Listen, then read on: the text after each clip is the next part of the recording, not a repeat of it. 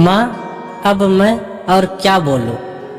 पत्नी बार बार माँ पर इल्जाम लगाए जा रही थी और पति बार बार उसको अपनी हद में रहने की कह रहा था, लेकिन पत्नी चुप होने का नाम ही नहीं ले रही थी।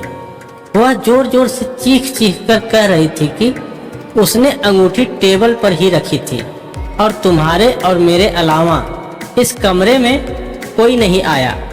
अंगूठी हो ना हो, माँ जी ने ही उठाई है। बात जब पति की बर्दाश्त के बाहर हो गई तो उसने पत्नी के गाल पर एक जोरदार तमाचा दे मारा। अभी 3 महीने पहले ही तो शादी हुई थी। पत्नी से तमाचा सहन नहीं हुआ, वह घर छोड़कर जाने लगी और जाते जाते पति से एक सवाल पूछा कि तुमको अपनी माँ पर इतना विश्वास क्यों है।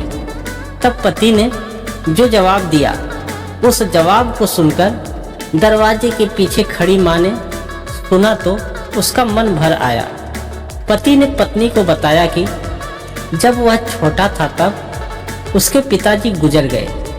माँ मोहल्ले के घरों में झाड़ू पोछा लगाकर जो कमा पाती थी उससे एक वक्त का खाना आता था। माँ एक थाली में मुझे परोसा देती थी और खाली डिब्बे को ढककर रख देती थी और कहती थी मेरी रोटियां इस डिब्बे में हैं, बेटा तू खा ले।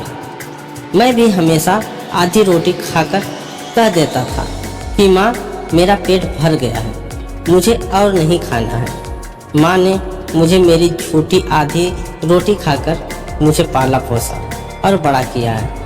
आज मैं 2 रोटी कमाने लायक हो गया हूँ, लेकिन यह कैसे भूल सकता हूँ कि माँ ने उम्र के उस पड़ाव पर अपनी इच्छाओं को मारा है। वह माँ आज उम्र के इस पड़ाव पर किसी अंगूठी की भूखी होगी, यह मैं सोच भी नहीं सकता। तुम तो 3 महीने से मेरे साथ हो। मैंने तो माँ की तपस्या को पिछले 25 वर्षों से देखा है। यह सुनकर माँ की आंखों से आंसू छलक उठे। वह समझ नहीं पा रही थी कि बेटा उसकी आधी रोटी का कर्ज चुका रहा है या वह बेटे की आधी रोटी का कर्ज। माँ, अब मैं और क्या बोलूं। दोस्तों, अगर आपको यह वीडियो पसंद आई है तो इसे लाइक करना और चैनल को सब्सक्राइब करना ना भूलें। वीडियो देखने के लिए धन्यवाद।